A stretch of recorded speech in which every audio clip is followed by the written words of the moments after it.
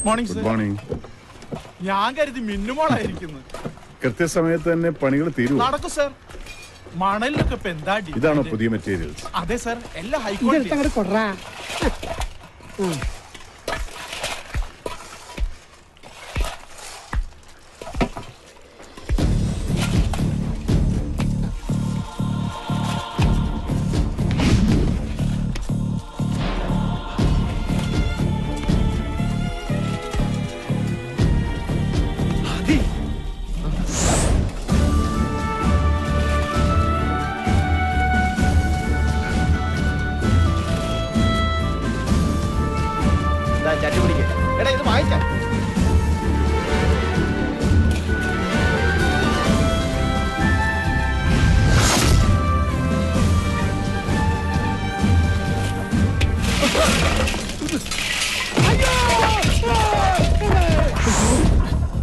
ആന്റണി, വണ്ടി എടുക്കും.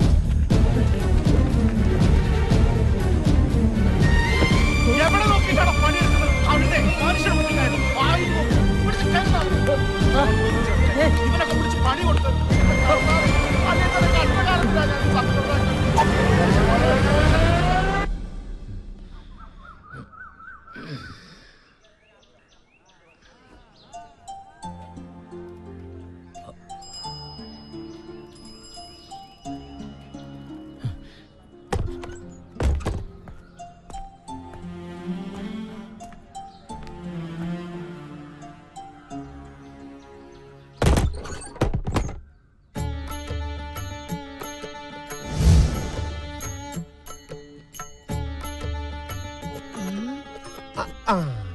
ഞാൻ സത്യശീലൻ.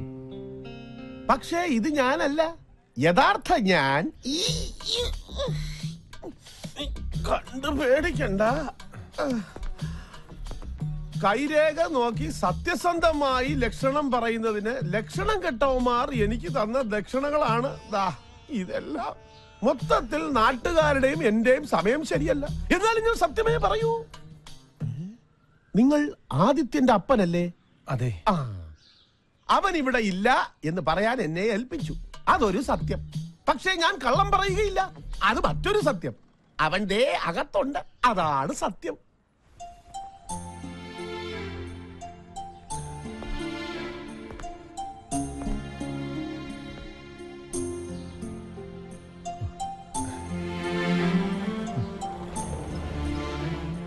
നമ്മുടെ ആനയെ കൊണ്ട് പോലും ഭാരം വലിപ്പിക്കാത്തവനെ അപ്പൻ. എന്നിട്ടും നീ, ഞാനും ലക്ഷ്മിയും നിന്നെ വെയിലും മഞ്ഞും കൊള്ളിക്കാതെ വളർത്തിയതല്ല മോനെ. എന്നിട്ടും എനിക്കിതൊന്നും സഹിക്കാൻ പറ്റണില്ല. കുഞ്ഞിനാളിൽ അപ്പന്റെ മാറിലും വലുതായിപ്പോ അപ്പന്റെ മനസ്സിലും വളരായിരുന്നു. തലയോളം കടം വന്ന് കയറിയിട്ടും ആന്റണി പതറിയില്ല. പക്ഷെ എന്റെ മോനെ അവിടെ കണ്ടപ്പോ അപ്പന്റെ മനസ്സ് തകർന്നു പോയിടാ. അപ്പൊ എന്നൊന്നും പറയരുത്. എന്റെ മോൻ അപ്പനൊന്നും പറയില്ല കേട്ടോ. എന്റെ മോൻ വെയിൽ കൊണ്ടിട്ടേ അപ്പനെ പോലെ കറുത്തു പോരുത്. അത് ഈ അപ്പന് സഹിക്കില്ല. ലക്ഷ്മിയുടെ നിറ മോന്.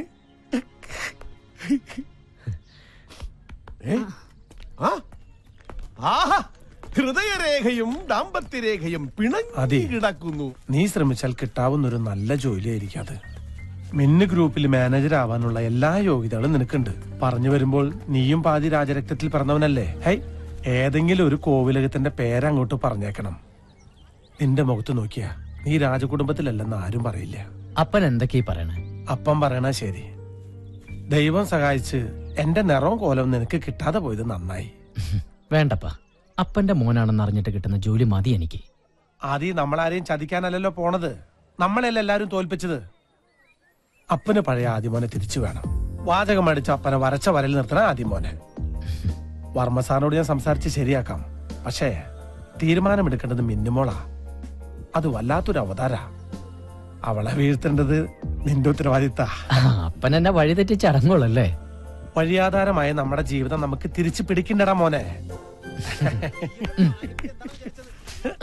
ഇത് എന്റെ ഭാര്യയെ പറ്റി അനാവശ്യം പറഞ്ഞാൽ ഒട്ടുകാലം തല്ലി ഓടിക്കും ഞാൻ. അനാവശ്യമല്ല ചേട്ടാ. കൈരേഖ കള്ളം പറയില്ല. ഈ ചേച്ചിയുടെ കയ്യിൽ അങ്ങനെ ഒരു രേഖയുണ്ട്. ഒന്നിൽ കൂടുതൽ പുരുഷന്മാരുമായി. അയ്യോ, എന്റെ ചേട്ടാ, എത്ര ഇടിച്ചാലും തെറ്റി വലിയ കൂടെ പോവും. എന്റെ വാക്ക് തകർക്കല്ലേ. അയ്യോ, മിന്നു ഭയങ്കരിയാണെന്നല്ലേ പറഞ്ഞത്? അതെ, അവൾ അതിഭയങ്കരമാരെ കാണാത്തോണ്ടാ. അയ്യോ, ഒറ്റ നോട്ടത്തിൽ ആളെ തിരിച്ചറിയുന്ന മിന്നുവിന് മുഖലക്ഷണം അറിയാമായിരിക്കും. ഞാനും വരാം. എന്തിന്? അവിടെ ഒന്ന് എല്ലാ സത്യങ്ങളും വിളിച്ചു പറഞ്ഞ എന്റെ അപ്പന്റെ ജോലി കൂടി കളയാനാ? അല്ല, എന്റെ മുഖലക്ഷണം അവളെ കൊണ്ടൊന്ന് പറയിപ്പിച്ചാലോ? ലക്ഷണം കെട്ട നിന്റെ മുഖത്ത് നോക്കിയ നാട്ടുകാര് വേണ്ടുവോളം പെരുമാറുന്നുണ്ടല്ലോ. നിർത്ത്. ജ്യോതിഷം പറിച്ചില്ലോ? അതല്ല, വണ്ടി നിർത്താൻ. ബ്രേക്ക് കയ്യിലല്ലേ ഇരിക്കണേ? ഇടത്തെ കയ്യേ, ഫയലിട്. ഓ, മറന്നുപോയി. ഇടത്തെ കൈ ചതച്ചു. ഒരു രാജകുടുംബത്തിൽ അംഗം എന്നൊക്കെ പറയുമ്പോ അറ്റ്ലീസ്റ്റ് ഒരു ടാക്സിയിലെങ്കിലും പോണ്ടേ? എന്ത് ചെയ്യാൻ കാശ് വേണ്ടേ? കാശ് ഞാൻ തന്നിട്ടുണ്ടല്ലോ. എന്ത് 10 രൂപയാ? അത് മതി. ആ സ്റ്റോപ്പിൽ നിന്ന് സിറ്റി ബസ് കിട്ടും. 4 രൂപ 50 പൈസ കൊടുത്താൽ മിന്നു ഗ്രൂപ്പ് ഓഫീസിന്റെ മുമ്പിൽ കൊണ്ട് ചവിട്ടി ഇറക്കും. അപ്പൊ ഒരു ചായ കുടിക്കാൻ തോന്നിയാലോ? അതൊന്നും വേണ്ടി വരില്ല. കേട്ടിടത്തോളം അവളെ കണ്ടാൽ ഉടനെ തന്നെ നിനക്ക് തിരിച്ചു വരാൻ സാധിക്കും. അതാദ്യം നിനക്ക് ശരിക്കറിയാൻ ചേട്ടാ. ആദ്യ കാഴ്ചയിൽ തന്നെ ഈ ആദ്യത്തിന്റെ മുന്നിൽ മിന്നു വീണിരിക്കും, അല്ലെങ്കിൽ വീഴ്ത്തിയിരിക്കും. ഓക്കേ? ഓട്ടോ എവിടെ പോവാനാ? ഒന്ന് ക്രോസ് ചെയ്യാനാ. ഒന്ന് പോടാ. നീ പോടാ. അയ്യോ,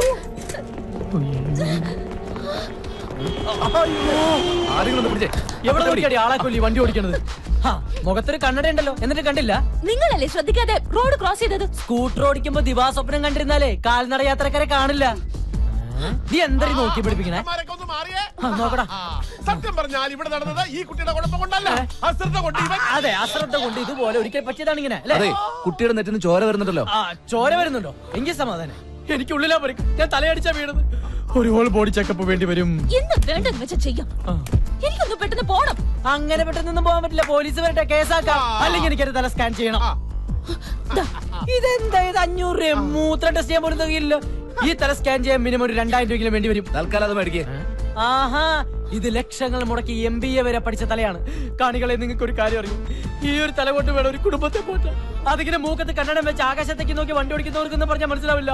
അയ്യോ, എനിക്ക് തലവേദനിക്കുന്നേ, എനിക്ക് തല സ്കാൻ ചെയ്യണേ. 2000 വെച്ചിട്ടാ? ചേട്ടന്റെ ഫയലിതാ. പോവാ. താങ്ക്സ്.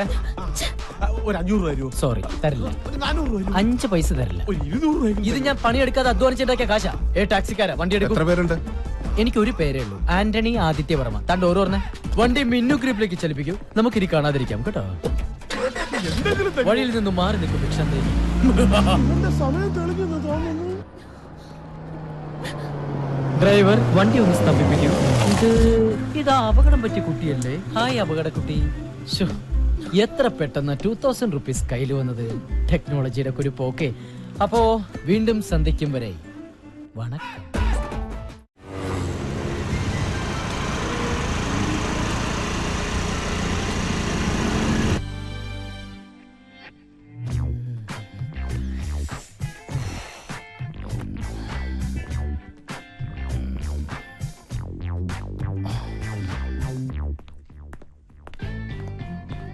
ഓ, നീ ഇവിടെയാണോ ജോലി ചെയ്യുന്നത്? എന്നാ നിന്റെ ശനിദശ തുടങ്ങി മോളെ.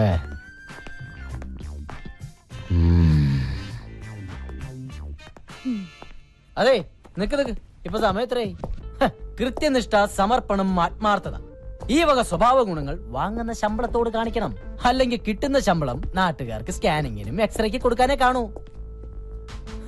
മൂക്കിലൊരു കണ്ണട വെച്ചത് കൊണ്ട് മാത്രം ഇവിടെ ഒരു പെണ്ണും ഇന്ദിരാഗാന്ധി ആയിട്ടില്ല. കണ്ണുരുട്ടി പിടിപ്പിക്കാതെ പോയി അറ്റൻഡൻസിൽ ഒപ്പറി. പേടിച്ചു പോയി പാവം. Welton Adityavarma, Welton. പേരാദിത്യവർമ്മ, രാജരക്തത്തിൽ ജനനം, എന്റെ കൈകൊണ്ട് മരണം. Adityavarma. Yes.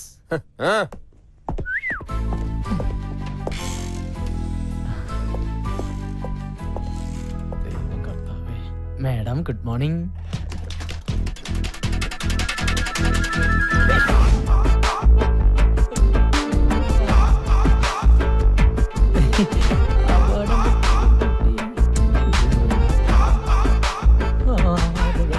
You are a best performing artist.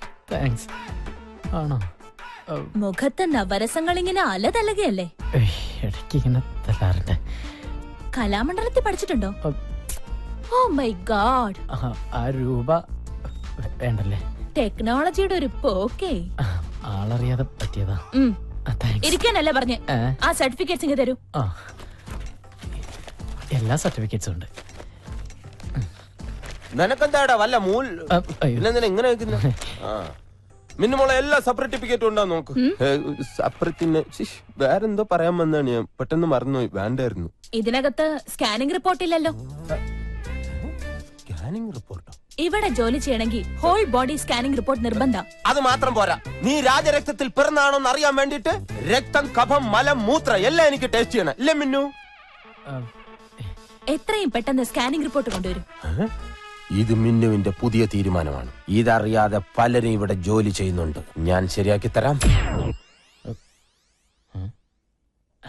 Madam, ആളറിയാതെ പറ്റിപ്പോയ അബദ്ധത്തിന് ക്ഷമ ചോദിക്കുന്നു. അതിനുള്ള ശിക്ഷയാണ് ഈ സ്കാനിംഗ് എങ്കിൽ ഞാൻ ചെയ്തിട്ട് വരാം. പക്ഷേ ഈ വേക്കൻസിയിൽ എന്നെ തന്നെ പരിഗണിക്കണം. ഇയാൾ അധികം സംസാരിക്കണ്ട. പോയി സ്കാനിംഗ് റിപ്പോർട്ടുമായി വാ. എന്നിട്ട് തീരുമാനിക്കാം എന്ത് വേണമെന്ന്.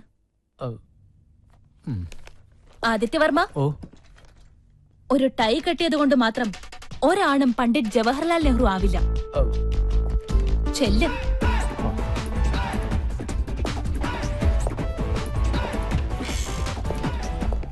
മേഡം, ഇതുവരെ ഇല്ലാത്ത ഓരോ നിയമങ്ങൾ കൊണ്ടുവന്ന് ഞങ്ങൾ വലഞ്ഞു പോട്ടാ. എനിക്കാണ് ഈ ഹെർണിയുടെ അസുഖങ്ങളിൽ ഒരാഴ്ചയായിട്ട് മൂത്രം പോട്ടില്ല. പെട്ടെന്ന് ഇങ്ങനെ സ്കാൻ ചെയ്യണം, മലമൂത്രമൊക്കെ പരിശോധിക്കുന്നത് ഞങ്ങൾ എന്ത് ചെയ്യണം അല്ലേ?